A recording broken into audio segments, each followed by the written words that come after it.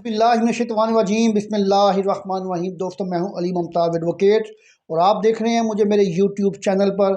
आज है 28 दिसंबर 2022। आज हम बात करेंगे पाकिस्तान में सियासी सूरत हाल को चेंज करने के लिए मार्केट में एक खबर फैलाई गई जिसमें कहा गया कि 3 साल के लिए या 2 साल के लिए टेक्नोक्रेट्स की हुकूमत लाई जा रही है, जिसमें फौरी तौर पर ऐसे पूरे पाकिस्तान से टेक्नोक्रेट्स को बुलाया जाएगा और उन्हें इकट्ठा किया जाएगा और एक ऐसा मॉडल तश्कील दिया जाएगा जो पाकिस्तान को माशी तौर पे मुस्तहकम करने में मदद दे। जबकि एक ऐसा काम जो कि गैर जमहूरी है वो है कि टेक्नोक्रेट्स की हुकूमत लेके आना या फिर बांग्लादेश मॉडल को तरतीब देना।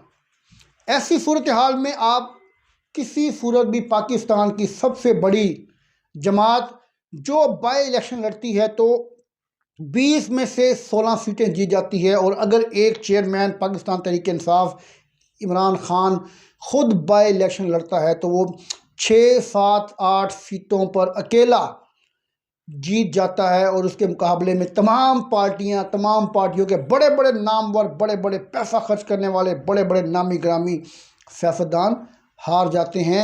तो आप कैसे इतने बड़े लीडर और इतनी बड़ी पार्टी के बगैर इस मुल्क में टेक्नोक्रेट्स की हुकूमत लेके आना चाहते हैं? ये खबरें पाकिस्तान में सिर्फ और सिर्फ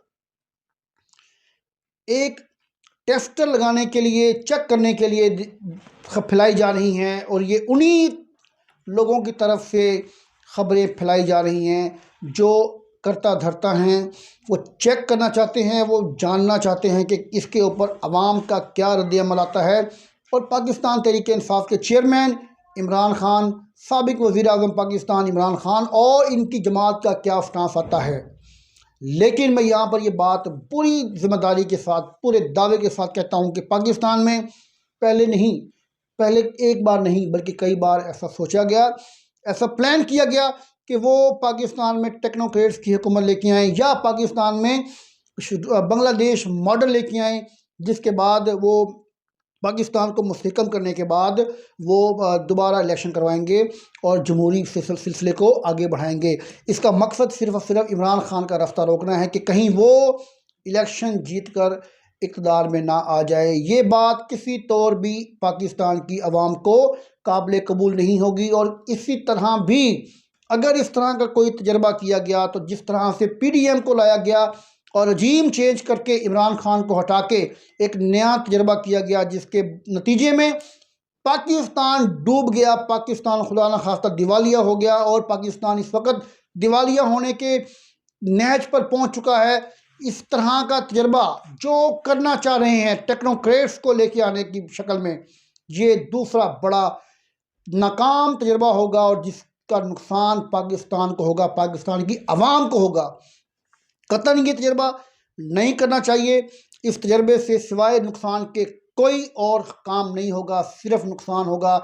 हाँ, इससे उन लोगों की अना को तस्कीन तो पहुंच जाएगी जो ये चाहते हैं कि इमरान खान ना आए, जिनकी अना है कि हम इमरान खान को इक़्तिदार में आने नहीं देंगे, उनकी अना को तस्कीन पहुंचने के चांसेस हैं। लेकिन ये काम होने वाला नहीं है। पाकिस्तान के लिए सबसे बड़ा और सबसे बुरा तजर्बा होगा।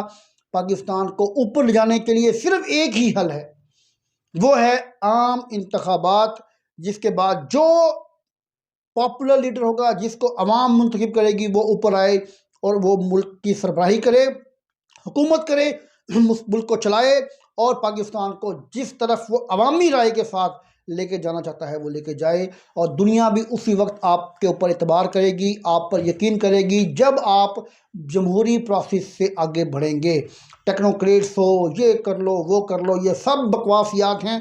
पाकिस्तान को डुबोने वाली ये एक नई साजिश होगी जो कि किसी सूरत भी कामयाब नहीं होने वाली।